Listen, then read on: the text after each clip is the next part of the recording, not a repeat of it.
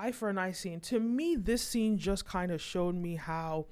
First of all, let me start off by saying that this scene reminds me of the scene with Arya and Joffrey and Sansa in the first season of Game of Thrones, where Arya's direwolf Nymeria bites Joffrey, and they have to come in front of Ned Stark, and they kind of have to explain to Ned Stark.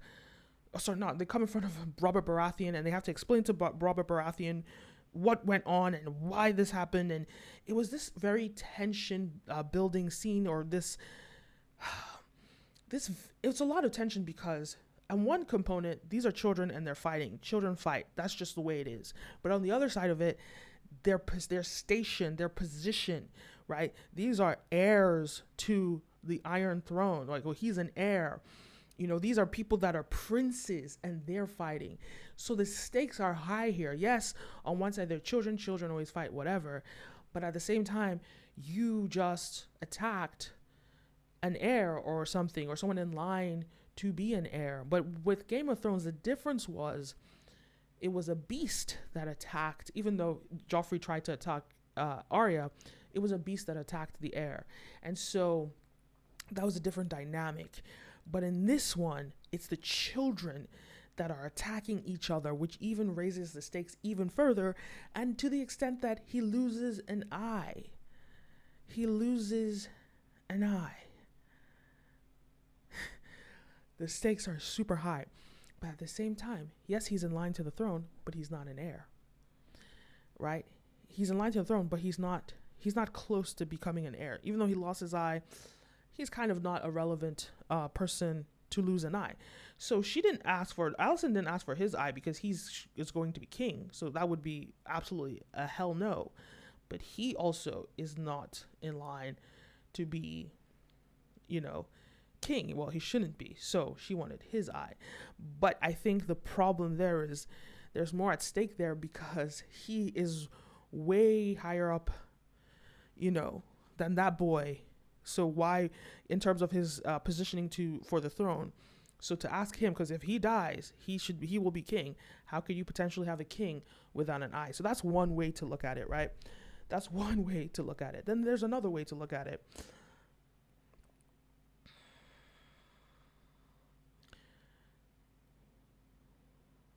And I'm just looking at some of my notes. Right, so I talked about the complex. Okay, so that's one way to look at it. So then I'm going to talk about a little bit about them being called bastards and that being the highest of treasons. Let's go back to Game of Thrones and think about when Ned Stark called Joffrey a bastard. What happened to Ned Stark? He was beheaded.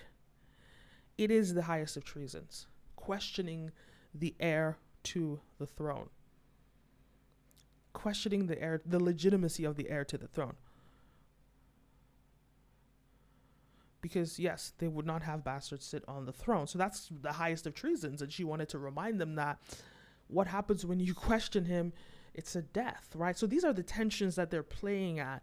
You've done something. You took an eye of the queen's son, but his positioning is lower, so that's okay. But you calling him a bastard, well, that is the highest of treasons. There was an interesting moment in the scene when Viserys asks, who spread these lies? Who, he's going crazy. Who spread these lies about my grandson? Who spread these lies? Who spread these lies about my grandson? And who spread these lies about my grandson? Who spread these lies? And Alicent is just sitting there silent because she knows it's her. We all know it's Alicent that spread these lies. We all know it's her. But she's out there just trying to be as quiet as possible. Don't blame me for this. Don't blame me. So she's trying to deflect, and she's trying to, she says something about, where's their father? She's trying to deflect and blame from herself. But clearly she knows that if it's her, she's in a lot of trouble. But I think the most important takeaway for me in this scene is how weak Viserys is and how weak he shows himself to be.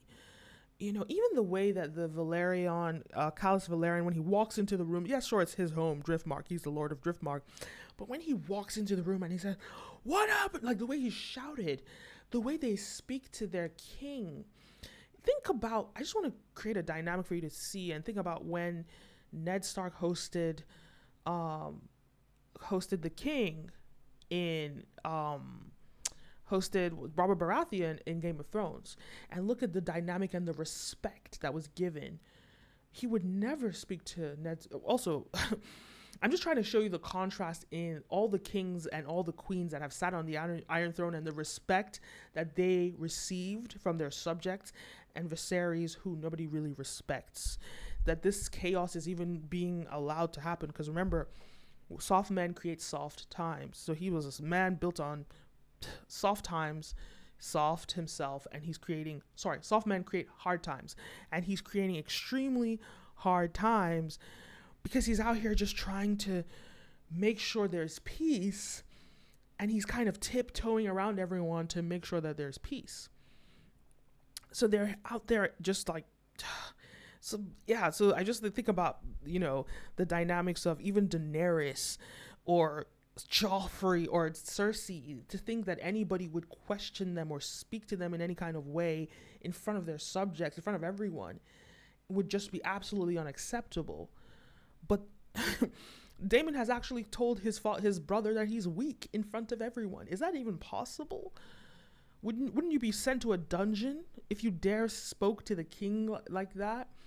When we think about all the other people that have been put in that position, think about Daenerys. If anyone spoke to her any kind of way, what would she do? Dragon fire, right? But Viserys, in fact, the only person that he reminds me of is Jon Snow when he was king of the North, and the way the Northern lords spoke to Jon Snow, because yeah, the Northerners are arrogant and all of that stuff, but they just spoke to him however they wanted, and that's kind of like what is going on with Viserys. But I would say, as much as I say that, Jon Snow was even though he had a soft heart, but he was a hard man, and a man that garnered respect. And I think deep down, when it comes to the king,